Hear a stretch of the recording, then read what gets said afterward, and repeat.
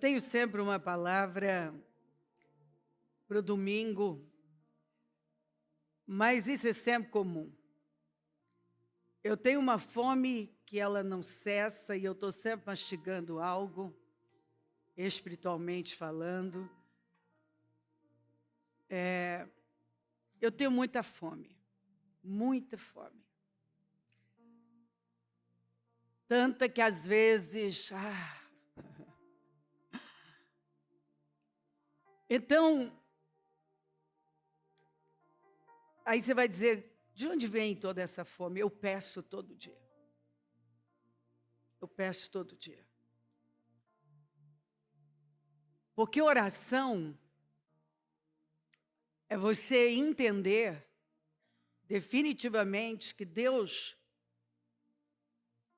Ele nos usa para trazer liberações.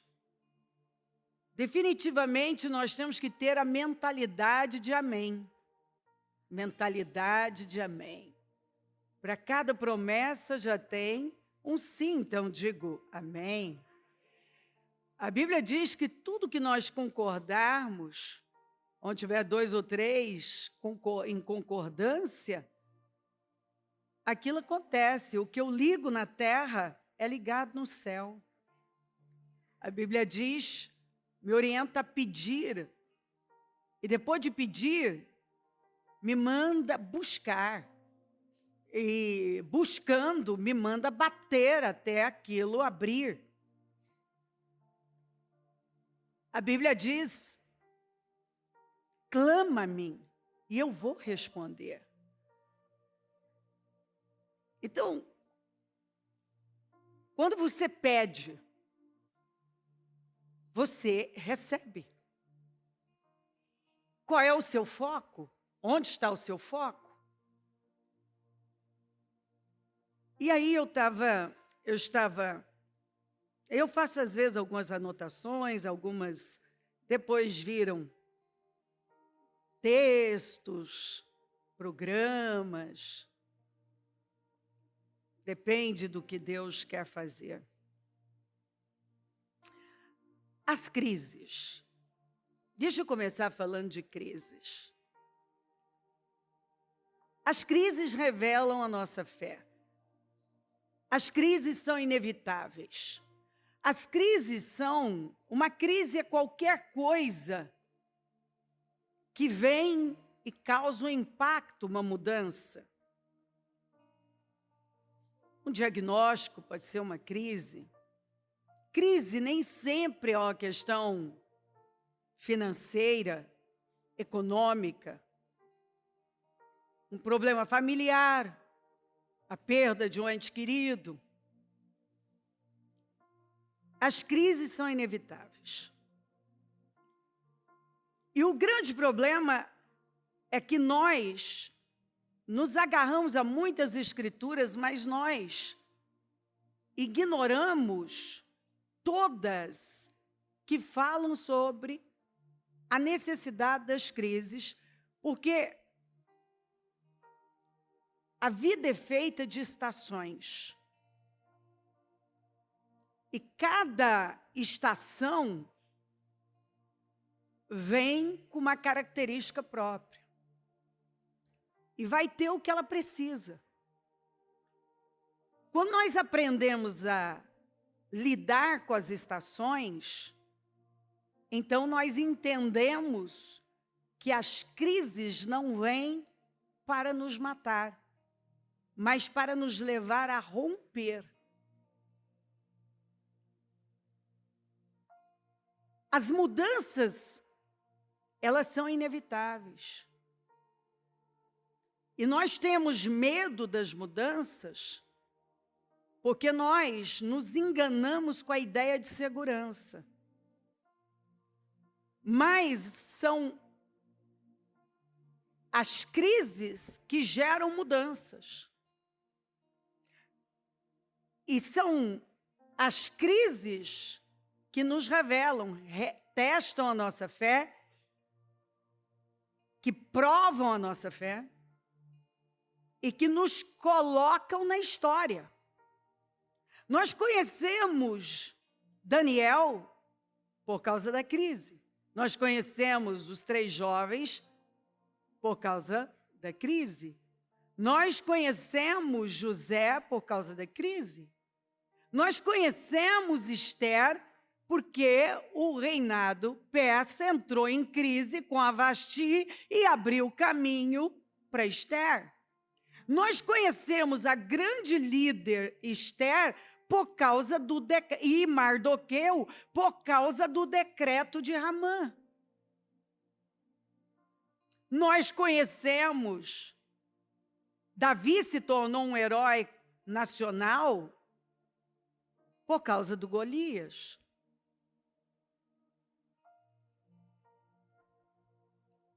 Então, nós nos agarramos a tantas promessas, mas nós estamos sempre fugindo daquelas que apontam para dores. Nós não crescemos em circunstâncias confortáveis. E as crises são incríveis porque elas geram mudanças e crise significa oportunidade. Toda vez que vem uma crise, é uma oportunidade. Lugares ficam vazios, pessoas podem ocupar. Olha, eu fico mais incomodada quando uma pessoa não ocupa, tem um lugar vago e eu vejo que ela não ocupa o lugar dela, do que necessariamente em estar passando por algo. Porque eu sei por experiência que quando eu estou sendo prensada numa área, é porque Deus está me levando para mudanças que vão me levar para promoções. Deus não pode me dar algo que eu não administro bem. Então, eu ainda coloquei aqui, se você chama crise, isso controla a sua resposta diante dela. Então, eu estou usando a palavra crise, mas se você chama de a luta constante, o que vai acontecer? Vai controlar a sua resposta. Ao invés de você ter a perspectiva que esse é um momento de mudança, você acha que é o fim. Por que uma pessoa dá cabo à vida?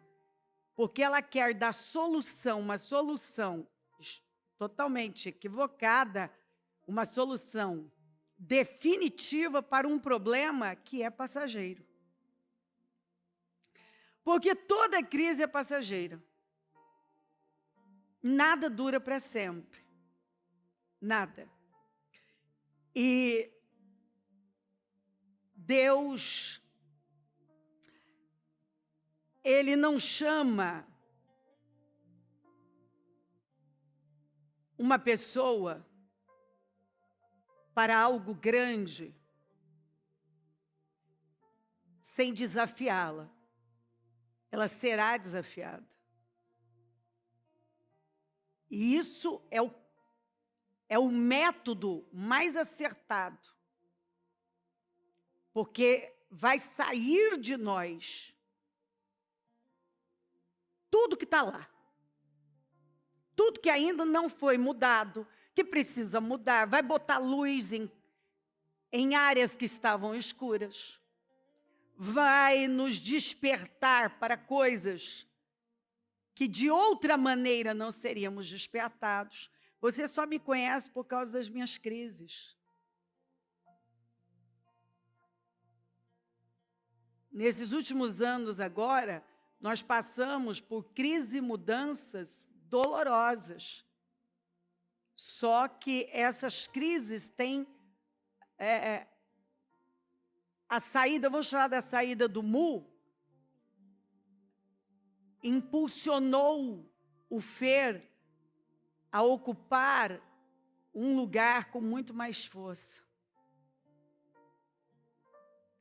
E desafia o Mu de uma maneira que ele nunca foi desafiado. Ele queria. Quando eu falava com ele sobre questões, ele pontuava que ele queria um grande desafio. Ele o tem agora. Ele o tem.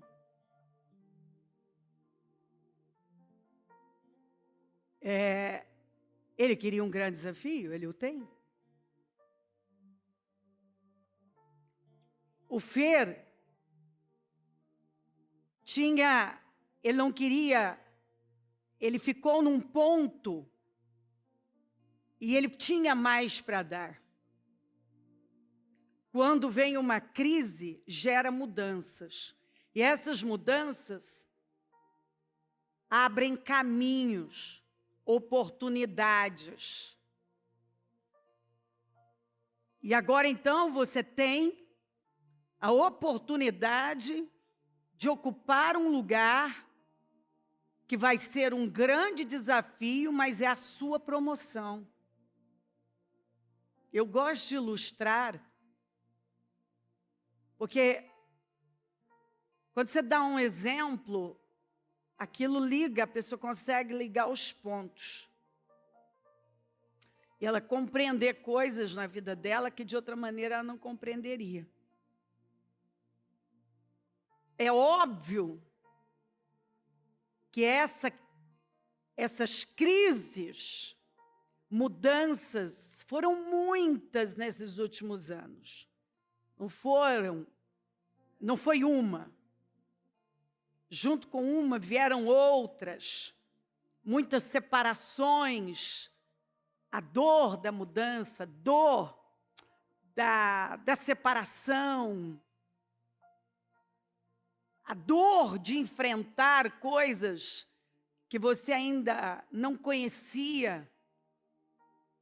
Só que o que isso tem gerado em todos nós? Maturidade, crescimento, porque não tem como você crescer de outra maneira.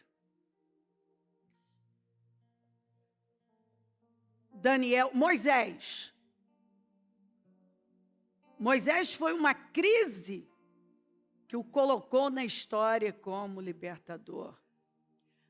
Abraão, olha que crise.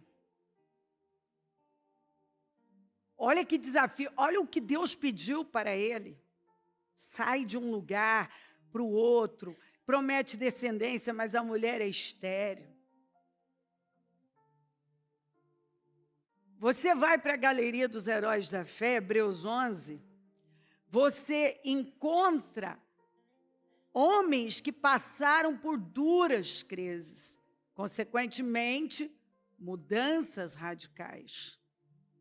Consequentemente, promoções extraordinárias, que fizeram deles pessoas diferenciadas, que nos inspiram e nós falamos sobre eles. Nós damos o nome deles para os nossos filhos, para os nossos projetos, para os nossos negócios, porque eles representam o sucesso de quem teve que passar por uma dor muito grande e saiu do outro lado. Deus não vai permitir crescimento ou não há gerenciamento. Presta atenção nessa escritura aqui. Estas são as origens dos céus e da terra quando foram criados, no dia em que o Senhor Deus fez a terra e os céus. Toda planta do campo ainda não estava na terra. Toda planta do campo ainda não estava na terra, e toda a erva do campo ainda não brotava. Porque ainda o Senhor Deus não tinha feito chover sobre a terra, e não havia homem para lavrar a terra. Por que Deus ia fazer brotar, chover, etc., se não tinha homem para cultivar a terra? Gente, o dia que eu vi essa escritura, e ontem, quando o senhor trouxe ela de novo para mim, parecia que eu nunca tinha lido. Exatamente isso. Por que Deus vai dar algo para mim que eu ainda não sei gerenciar, administrar, conduzir? Então eu tenho que pedir fome. E eu tenho que pedir capacidade para ver e administrar o que está sendo colocado nas minhas mãos. Observa que ele está deixando claro que ele vai reter o que nós não podemos administrar. Se eu não sou capaz de passar por um desafio, por uma crise, e dar o que ela precisa, porque, vamos falar juntos, diga, minha fé é tão forte quanto o teste que eu sobrevivo. Exatamente isso. A sua fé é tão forte quanto o teste que ela sobrevive, que a sua fé sobrevive. Você, sua fé sobrevive. Tem pessoas que quando elas entram numa estação, no inverno da vida, elas vão soltando tudo, elas desanimam, elas se entregam. Quando, na verdade, aquilo não veio para matá-las, mas para promovê-las. Então, voltamos aqui. O Senhor reteve até que tivesse o homem para administrar. Já te ocorreu que talvez tenha coisas aí retidas, porque você está reclamando e acha que você está pronto, mas toda vez que Deus testa você, vem uma pequena crise, não é nem muito grande, você já começa a soltar tudo, porque mostra que a sua mente não é de um príncipe, é de um escravo. Você age igual ao grupo original, murmura, reclama, fala de morrer, de voltar, de desistir, de voltar para a escravidão. Não é o que muita gente faz? Já começa. Não vou mais buscar Deus, não vou mais fazer. É cada bobagem que chega a ser ridículo, coisa de menino. Coisa de menino. Tudo que nós administramos mal, nós vamos perder. Porque eu não sei conduzir aquilo. Eu vou perder. Eu estou pedindo por uma casa maior, mas a menor está sem condições, está mal cuidada, mal administrada. Eu estou pedindo por um carro, estou dando exemplos básicos, um carro mais novo, mas o que eu tenho nas mãos é largado, é mal cuidado. Deus está vendo, foste fiel no pouco, no muito eu te coloco. No muito eu vou colocar você. A descrição bíblica para fiel é multiplicação. Se é fiel nos pequenos começos, Deus te leva para mais. Você soube administrar bem, dê uma resposta saudável, sábia, inteligente, zelosa, numa pequena coisa, um setor pequeno, uma coisa menor, foi bem administrada. E aí eu fico aí, ó, e eu clamo, eu peço, eu faço jejum. A mão não tem que fazer, você tem que fazer, mas você tem que colocar luz nas trevas. Porque talvez o que você precisa agora é administrar muito bem o que está nas suas mãos. Porque se você não faz bem o que está nas suas mãos, você nunca fará bem algo maior, porque você não está cuidando nem do pequeno, do setor que você está. Você acha, você não já deve ter lidado com pessoas que sempre acham que merecem mais, que estão sendo mal reconhecidas, não estão sendo bem reconhecidas e valorizadas. Só que Deus está olhando como nós estamos administrando aquilo que está nas nossas mãos agora.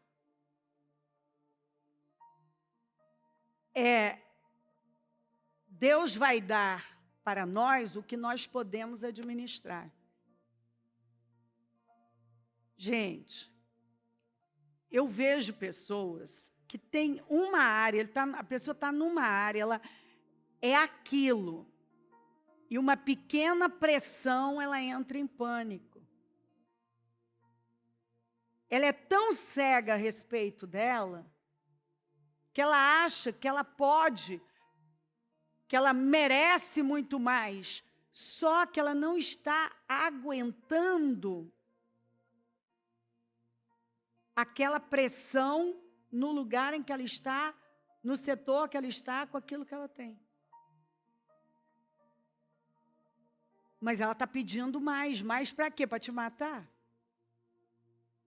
Mais para quê?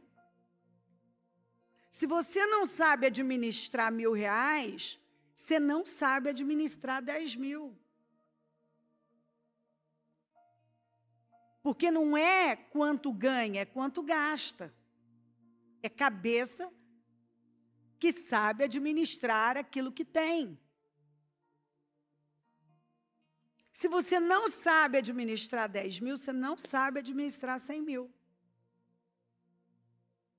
Se você não sabe administrar 100.000, você não sabe administrar 1.000.000. Você vai botar tudo a perder.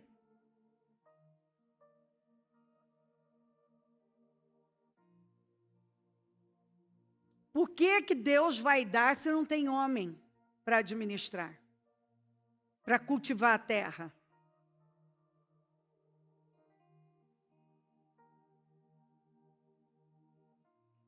A crise vem para reduzir você, eu, aquilo que nós precisamos.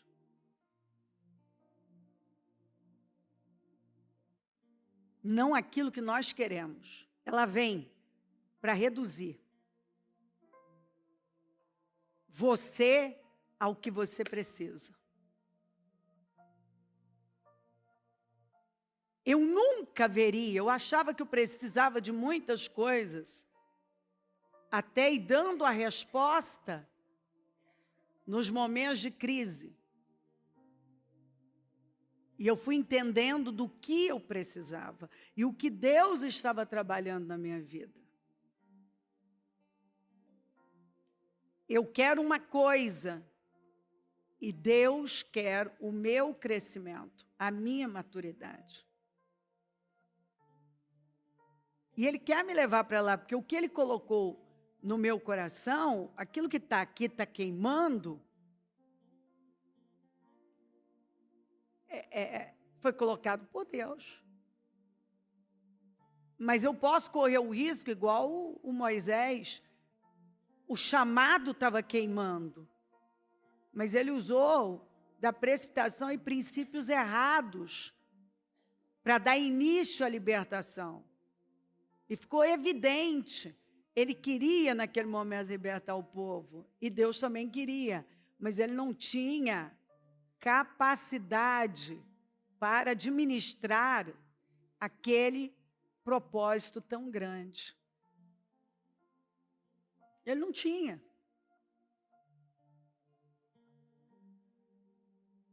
Crise é oportunidade.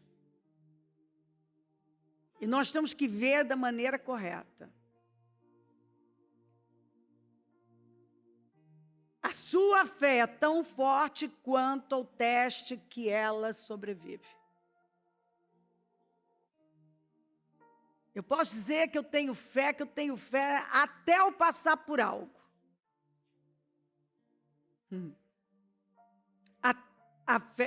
Os testes revelam a nossa fé. O Senhor vai testar a nossa fé. Ele testou a de Neemias. E olha que coisa interessante. O povo pensou, e falou, não só pensou, não, falou em desistir exatamente quando o muro estava na metade. Foi quando o povo começa a falar, não dá, não dá, não dá. Rapaz, mas você chegou na metade. Como é que você pode dizer que não dá mais? Aquilo não ia durar para sempre, eles já estavam na metade. Porque as crises são temporárias.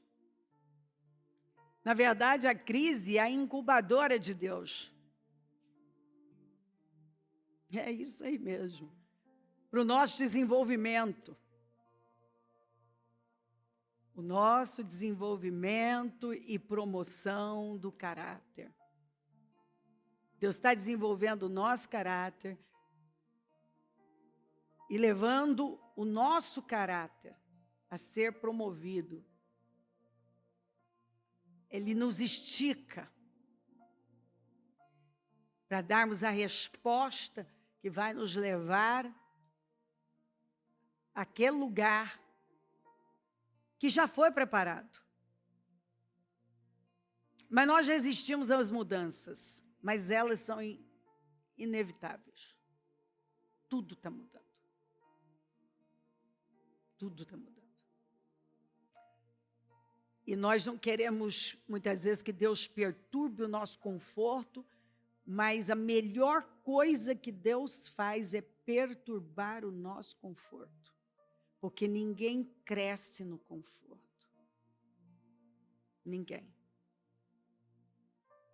As pessoas tratam o conforto como inimigo, as mudanças como inimigas. E, na verdade, é o conforto que é nosso inimigo. As mudanças não são nossas inimigas. Mas é o impulso de Deus para nos levar adiante. Queridos, eu vejo gente fazendo igual Israel fez com a serpente que foi levantada no deserto. Lá nos dias de Ezequias, ela aparece como Neustã. Aquilo que um dia foi havia unção naquilo. Você deve lembrar, o povo reclamou, tal, e o Senhor mandou levantar como símbolo dele no madeiro, aquela serpente no deserto, porque o povo estava morrendo aos montes por picadas de serpentes venenosas. Aquela história que as serpentes, os escorpiões, sempre estiveram lá, mas não podiam entrar no acampamento. Mas eles abriram a porta quando eles falaram não só de Deus, de Moisés, mas do milagre. Trataram o maná de comida miserável. Aí a coisa ficou feia. Aí o Senhor mandou levantar aquela serpente no deserto. Havia unção ali naquele momento. Quem olhava para ela ficava curado, não morria da picada, do veneno. Só que aquilo era algo pontual. Porque Deus não muda, mas Deus é extremamente criativo. Você não vai ver um milagre igual. Ele faz de novo. Mas olha como que ele fez de novo, por exemplo, a abertura do Jordão. Já foi aberto, mas de uma maneira diferente. Mas foi aberto, ou seja, ele faz de novo, mas você vai ver sempre Deus agindo de uma forma diferente. É interessante, né? Deus não muda, mas Ele está sempre efetuando mudanças. Para nos levar mais perto, cada vez mais, do nosso propósito, para a pessoa que nós fomos geradas na eternidade. Lá na frente, está lá aquilo como Neustã já virou ídolo, está matando o povo agora. O que um dia foi fonte de cura, de vida, agora se tornou fonte de morte, porque virou ídolo. Quando você lê sobre a queixada de jumento que Sansão usou, tem uma parte pequenininha que ensina demais no texto. Quando ele termina de matar 1000 homens, 1000 filisteus, uma queixada de jumento, a Bíblia diz que ele joga a queixada fora. Porque ele entendeu que naquele momento a queixada tinha unção. Atingiu o propósito, não tem mais unção. Mas o que nós faríamos? Nós íamos patentear a queixada. Nós íamos tentar vender para o exército, nós íamos tentar vender, chegar até no Congresso americano. Nós íamos tentar, ia contar aqui, ó, eu tenho provas de que isso funciona, matei 1000. Nós íamos dar um nome, algum nome que leva Sansão ali. Nós íamos fazer, meu Deus, como que ele joga fora? Porque ele entendeu que a queixada carregou unção para aquele momento. Mas que ela não tinha mais utilidade. Gente, isso é incrível. Quando a gente sabe discernir que aquilo que Deus nos deu naquele momento foi pontual. E nós somos capazes de simplesmente deixar aquilo. Eu vejo o que é sucesso congelado. É tradição, o que é muito difícil, muito diferente de marcos. Marcos são faróis, são princípios milenares, eternos. Eu não posso remover os marcos, mas eu tenho que entender que talvez o que funcionou na minha geração, o que funcionou para mim, pode ser, aí eu pego como tradição e agora tento continuar empurrando isso para frente. Pode ser que não funcione, o mover seja outro, a maneira de Deus trabalhar seja outra. Mas eu não quero soltar a minha queixada, porque eu acho que ela carrega unção e eu estou tentando usar e ela já não funciona mais, mas eu continuo usando, sendo que o Senhor já disse, aquilo foi lá, joga isso não tem mais unção, para que você está tentando? Com isso aí.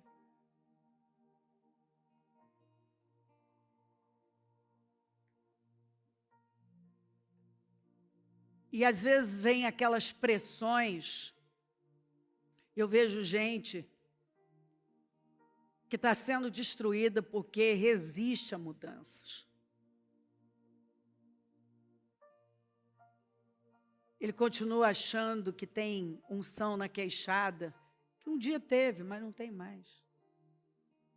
Um dia funcionou. Funcionou bem, mas não funciona mais.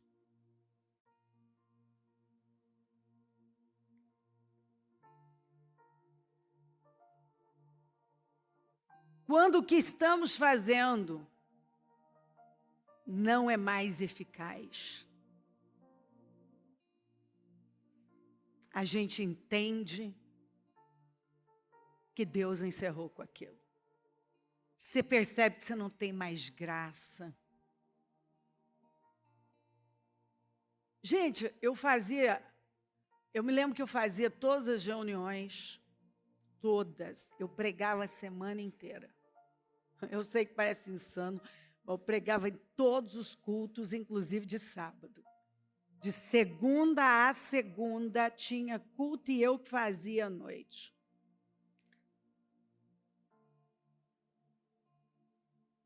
Eu fazia rádio, aí fui para a TV também. Eu fazia atendimentos, principalmente na quinta-feira. Eu tirava a quinta-feira, voltava da rádio e aí esquecia de tudo. Era atendendo o dia todo. Eu tinha graça para aquilo. É inexplicável como eu tinha graça. No início eu comecei, eu tinha empresa, eu me dividia entre a empresa, entre a igreja. Os meninos eram pequenos, eu não sei te explicar. Eu dormia pouco, eu quase não comia, eu era mais ou menos como o Neemias no período da reconstrução. 27 meses, diz Joséfo, que ele dormia e comia o estritamente necessário. Ele estava esticadíssimo. Eu fiquei muitos anos assim. E aí a coisa vai mudando. Eu me lembro quando eu percebi claramente que meu tempo em Rio Preto tinha mudado. Agora, aquilo era insano.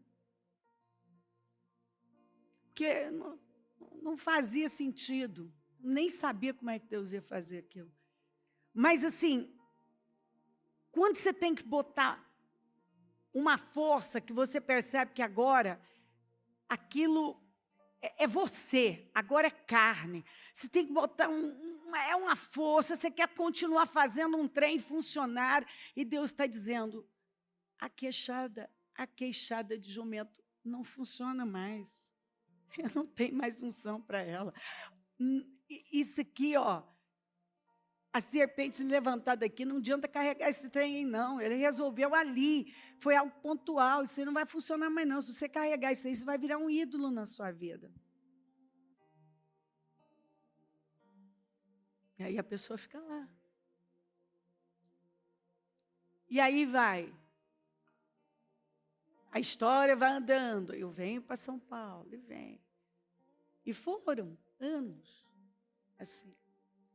Quando eu estou aqui, eu comecei a perceber, e eu, para soltar um negócio, penso uma pessoa determinada, resiliente, e aquilo que Deus coloca, está colocado.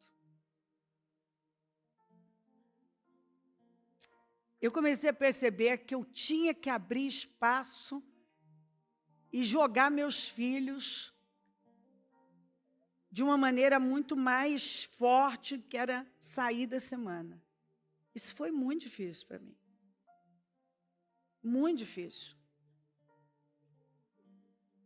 Deus foi muito enfático assim comigo, né, que eu tinha que soltar.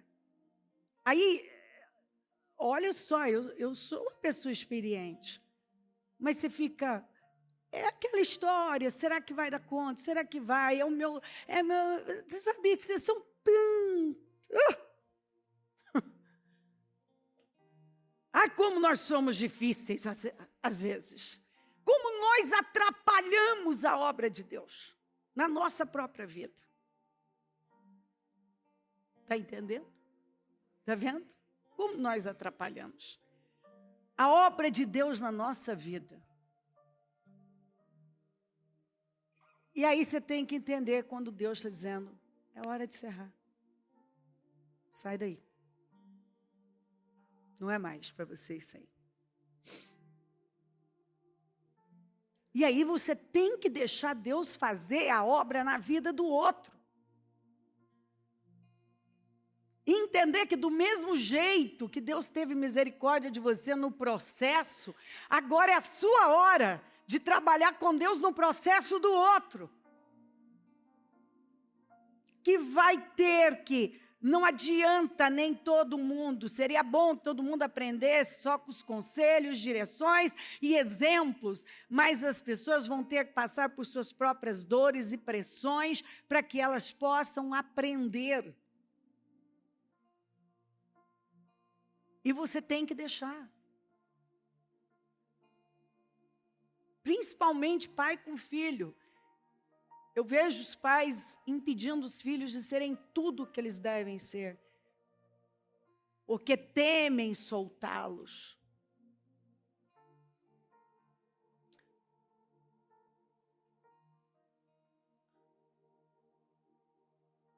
Cuidado para você não ter um sucesso congelado. Você já sabe, eu não preciso repetir. O inimigo do excelente é o bom. Tá bom, por que eu vou mudar? Quando você chega num determinado lugar, você pode estacionar lá e achar, não, está tão maravilhoso isso aqui que eu não quero que mude.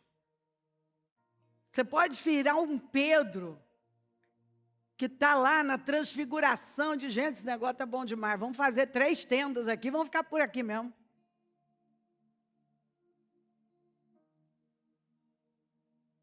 Não.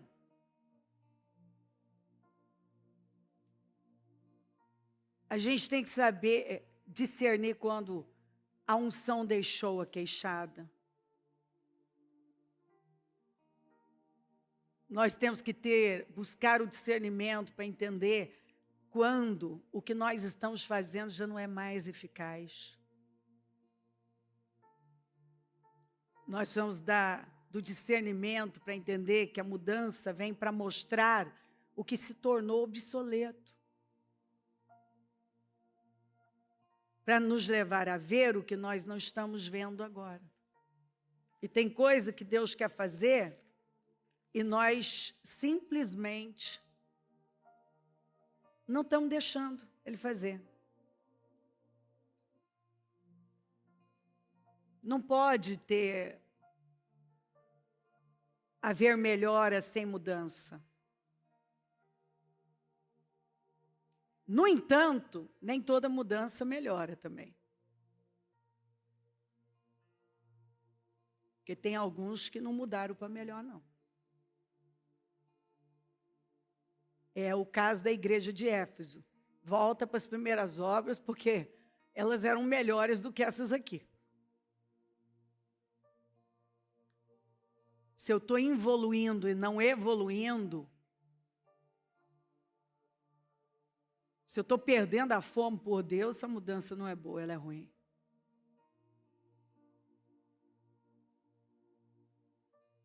Deus é um Deus de mudanças.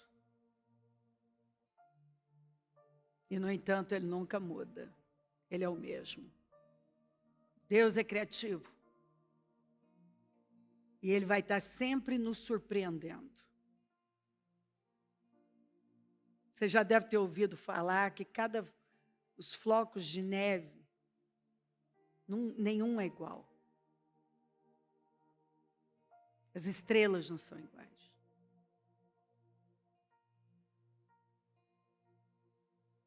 Nossas digitais são únicas. Deus tem uma criatividade infinita. E nós, muitas vezes, sentamos em cima de uma coisa com a nossa mente pequenininha e não damos condições de Deus fazer o que Ele quer fazer na nossa vida. Ao invés de nós enxergarmos as crises como oportunidades e darmos lugar às mudanças, nós nos desesperamos. O período da pandemia foi um período maravilhoso de crescimento. A igreja cresceu, eu vi gente crescer absurdamente. Eu estou vendo gente dentro da igreja, nesse período desse governo, enriquecer como nunca tinha enriquecido.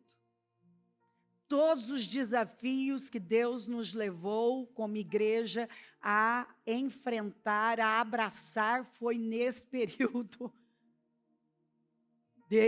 desse governo. Porque Deus não está limitado à economia, ao governo, ao que todo mundo, as previsões. Foi no período de mais fome, crise severa, que Isaac enriqueceu, mas cresceu. Se nós não ampliarmos a nossa mente, nós vamos perder o mover de Deus. Porque Deus tem falado, e quando Ele fala que um tempo mudou, mudou. Às vezes a gente acha que é assim, amanhã eu já estou vendo. Não, Ele diz, ó, esse tempo acabou, agora eu tenho um outro tempo para você. A estação mudou, Ele vem falando que a estação mudou. Eu vejo gente que parou no tempo. O assunto é o mesmo, as curiosidades são as mesmas, os argumentos são o mesmo, a mesma resposta, a pessoa dá a mesma resposta e diz que você pode até ter uma certa capacidade para o campo natural, mas ser um derrotado emocionalmente, não sabe suportar as diferenças, não sabe alinhar as coisas, não sabe sequer discernir a mudança dos tempos.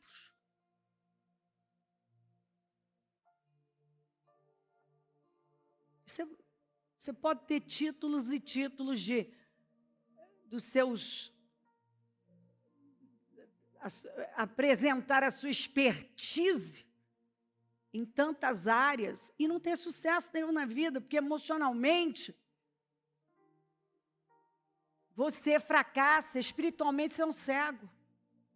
Você não consegue ver quando o tempo mudou, quando a queixada não tem mais unção.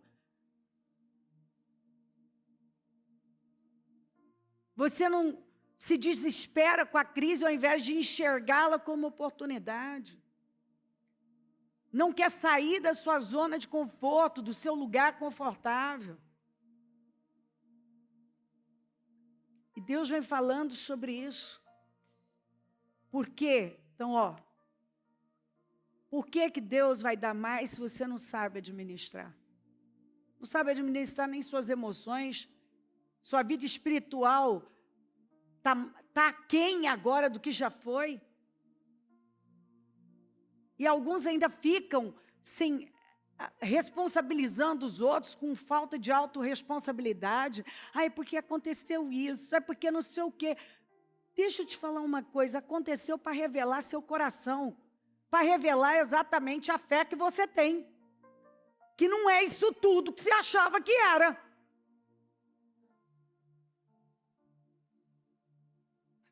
As coisas vêm para revelar coração, para revelar nossa fé, para revelar o que está dentro de nós, para nos mostrar. Cara, você acha que você é o máximo, você não dá conta de uma pequena crise e está me pedindo mais? Não, eu estou retendo o que eu poderia dar para você, porque você não sabe administrar. Acabei de ler, mas não tinha homem. Se não tem homem para cultivar a terra, para que Deus vai fazer com que toda planta do campo ainda não está na terra, toda erva do campo ainda não brotava? Porque ainda o Senhor Deus não tinha feito chover sobre a terra e não havia homem para lavrar a terra. Se não tem homem para lavrar a terra, por que vai ter o resto? Se você não tem ainda o caráter para a promoção, como que Deus vai dar? Às vezes, o problema que você sempre trata como problema é o teste que você nunca passa. Aí você quer se livrar, vou embora daqui e eu vou sair porque tem que acontecer. Deus não vai te tirar de um lugar até que você passe no teste. Ponto. E se você não aceita a mudança, você morre no deserto da vida. Ponto. Isso é Bíblia, não é Cléo.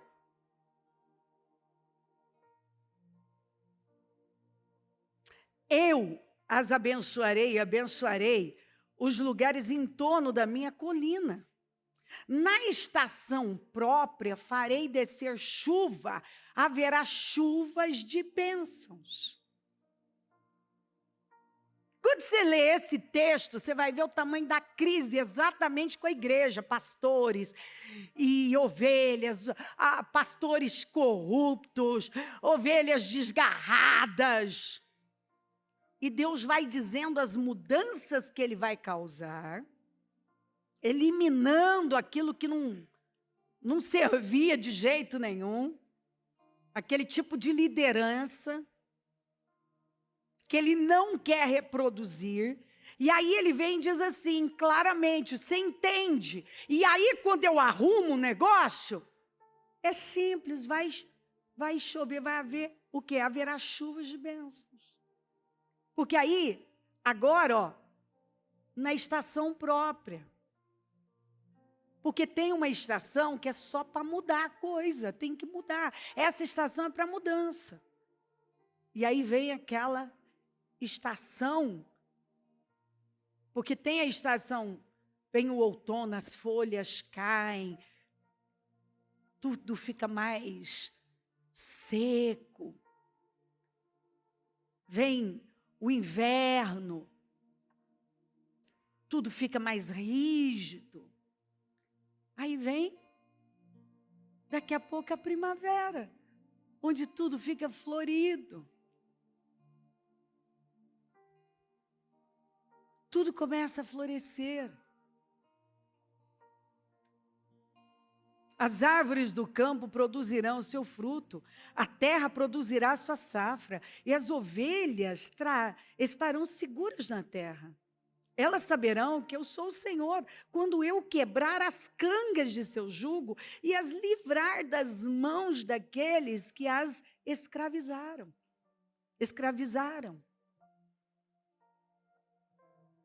Deus vai trabalhando para quebrar as cangas e tirar as pessoas da escravidão, para que Ele possa fazer a obra. E elas têm que dar a resposta. Não serão mais saqueadas pelas nações, nem os animais selvagens as devorarão. Viverão em segurança e ninguém lhes causará medo. Eu lhes darei uma terra famosa por suas colheitas, e elas não serão mais vítimas de fome na terra, nem carregarão a zombaria das nações. Então elas saberão que eu, o Senhor, o seu Deus, estou com elas.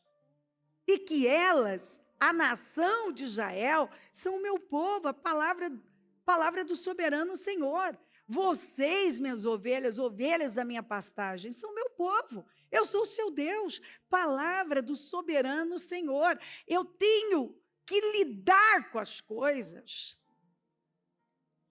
Para quê? Para poder levar todos vocês para esse estado aqui. Mas às vezes as pessoas não entendem o que Deus está fazendo. E elas recebem tudo com as vísceras, elas estão tão cegas pelas suas emoções que elas não conseguem ver o que Deus está trabalhando.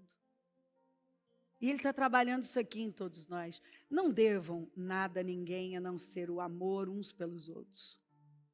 Tudo é relacionamento. Ou nós vamos aprender a nos relacionar, começando com os da nossa casa, porque a Bíblia diz assim, ó, se você não cuida dos da sua família, você é pior do que um incrédulo. A Bíblia também diz que nós começamos pelos domésticos na fé, a fazer o bem. E esse tem sido o maior desafio da vida das pessoas. É o teste que elas não estão passando, dos relacionamentos. Será que nós nos esquecemos da última profecia que foi dada em Malaquias? Que se os pais não se voltarem para os filhos e os filhos para os pais, a maldição não cessa? Se não tiver, se nós não trabalharmos os relacionamentos onde vai quebrar o nosso orgulho, a nossa pedância, a nossa autossuficiência, você pode ter tudo e não ter o principal. Está aí, ó.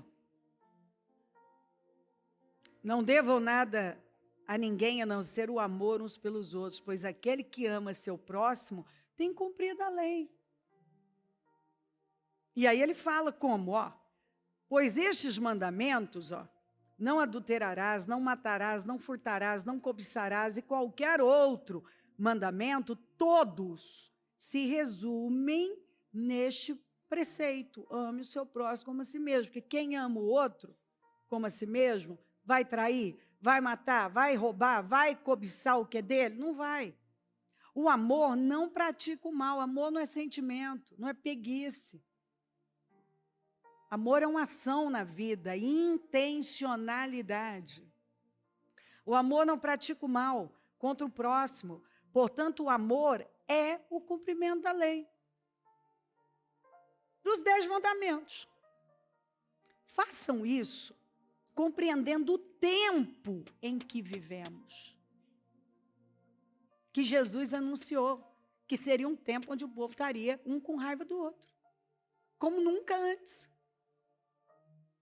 Façam isso compreendendo. Quando você faz isso intencionalmente, é porque você compreendeu, você teve o discernimento do tempo em que vivemos.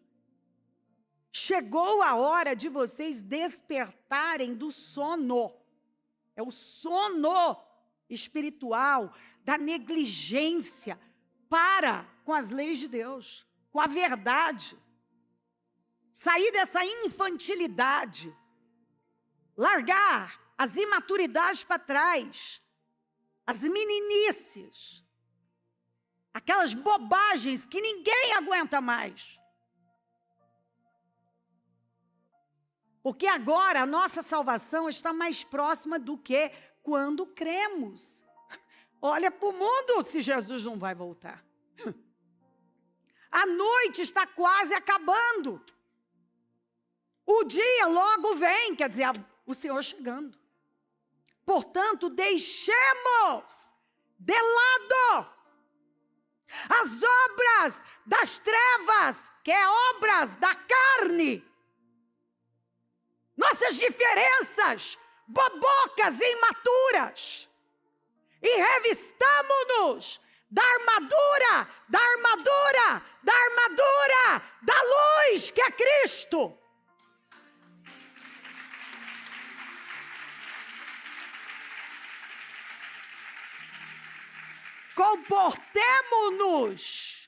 Comportemo-nos com decência. E tem gente que age de forma indecente, não é pelas roupas que usa, não. É pelo comportamento imaturo, desalinhado de Deus, como quem age à luz do dia. Você tem que agir de maneira como se você estivesse diante de holofotes o tempo todo, porque espiritualmente você está. Não em orgias e bebedeiras, não em imoralidade sexual, depravação, não em desavença e inveja. Está vendo? Que a gente acha que o maior pecado é a orgia, a bebedeira, a imoralidade, e desavença, briga, contenda, divisão, inveja, está no mesmo balaio.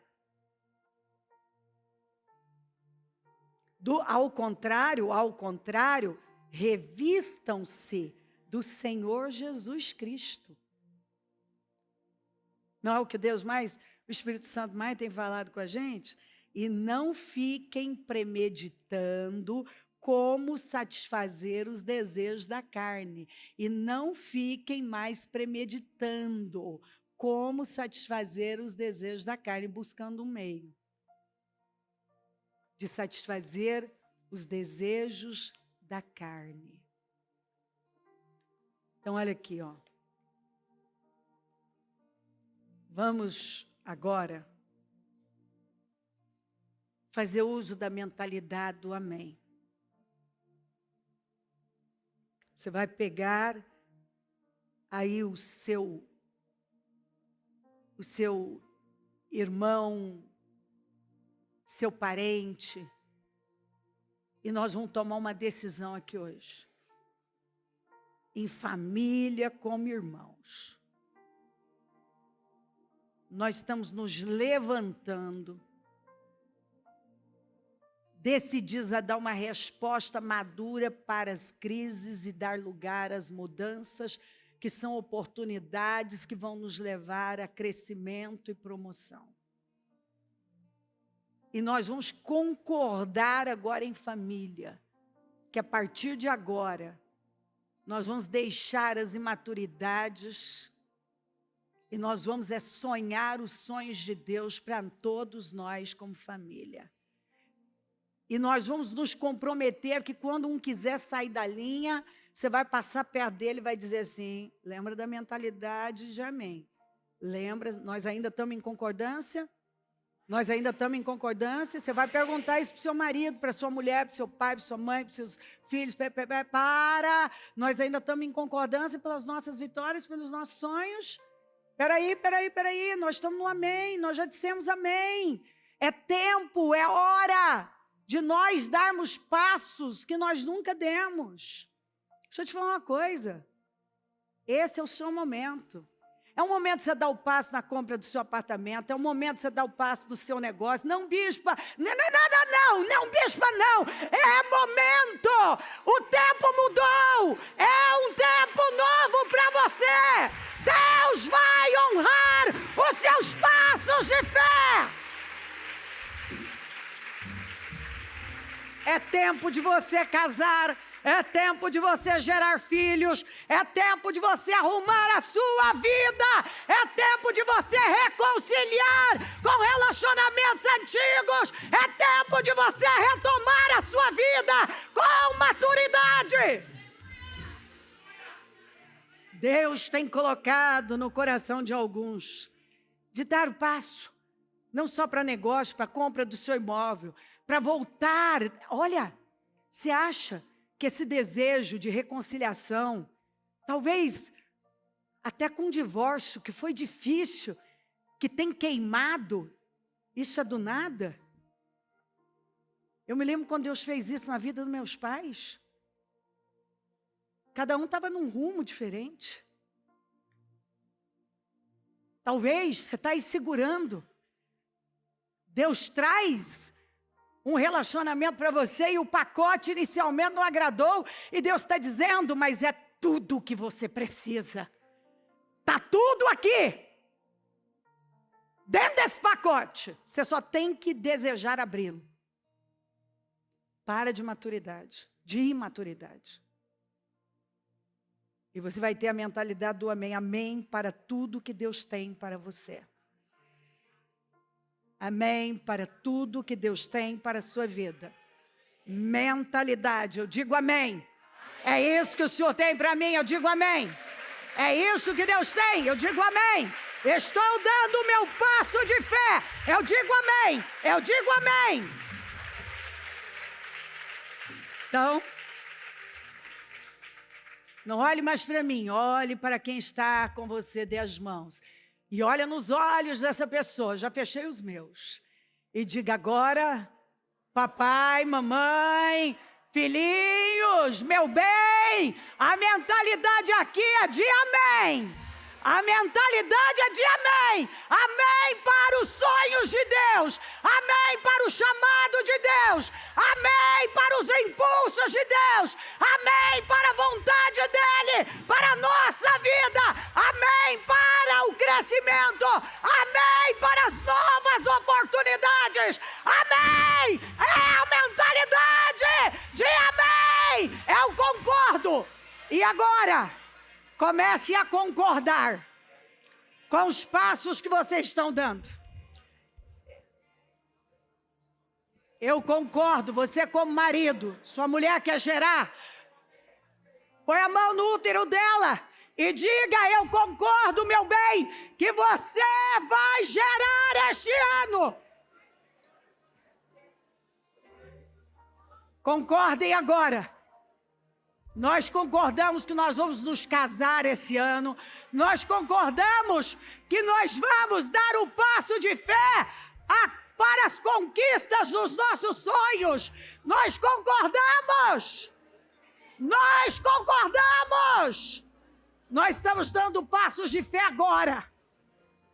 E nós concordamos que nós vamos viver a glória de Deus, dando passos de fé, ousando. O que é que está queimando no seu coração? O que é que está queimando no seu coração? É hora de avançar.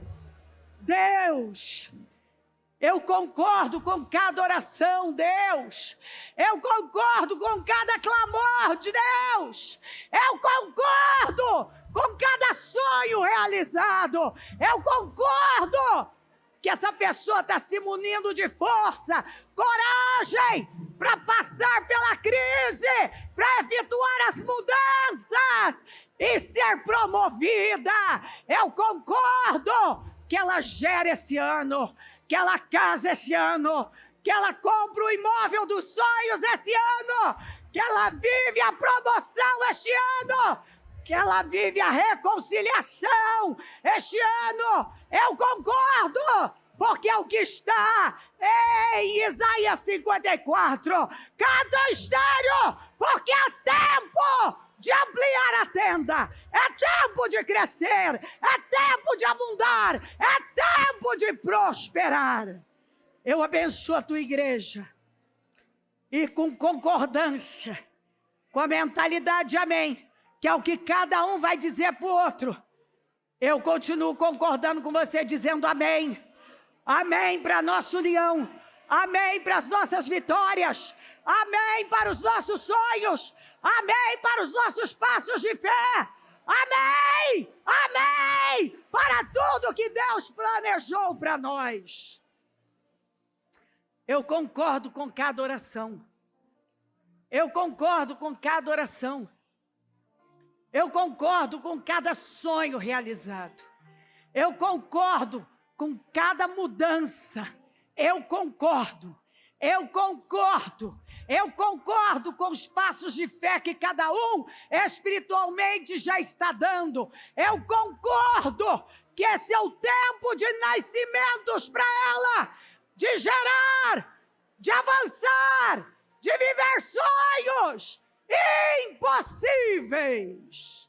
Eu concordo. E eu abençoo a tua igreja. Eu consagro esta reunião ao Senhor. E eu a entrego nas suas mãos. Tomando posse que vamos sair daqui num outro nível. Já dando os nossos passos de fé. Rumo aos nossos sonhos, avanços, progresso. Porque a crise não veio para nos matar, veio para nos promover, nos levar a mudanças, ao crescimento, a promoções, a um tempo lindo e poderoso. Porque o inverno, o nosso inverno literal, logo termina e vem a primavera. E eu creio, Senhor, por Isaías 54, que nós já estamos na primavera da vida, a despeito do que está acontecendo aí fora. Eu creio que é tempo de ampliação, de avançar, de pensar além, e a despeito da crise, plantar como Isaac e ver a sua glória. Eu concordo com cada oração, ligo aqui na terra, para que sejam ligadas no céu. E eu digo amém, amém, amém, para cada sonho, projeto, em nome de Jesus. Amém, amém, amém. O Evangelho de Jesus Cristo é a boa notícia. Jesus tomou o nosso lugar pela punição do pecado, para que pudéssemos entrar em seu lugar de vida eterna. Eu convido você agora a se voltar para o Senhor em seu coração. e dizer: eu o recebo como meu Senhor e Salvador. Eu entrego tudo nas suas mãos. Eu deixo todas as partes da minha vida que não o honram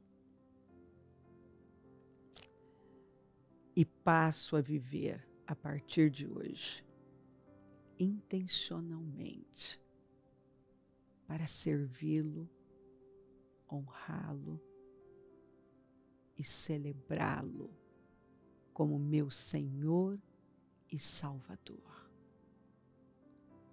Jesus é a porta de salvação. É o caminho, a verdade e a vida. Ele é o pão da vida. E Ele te ama.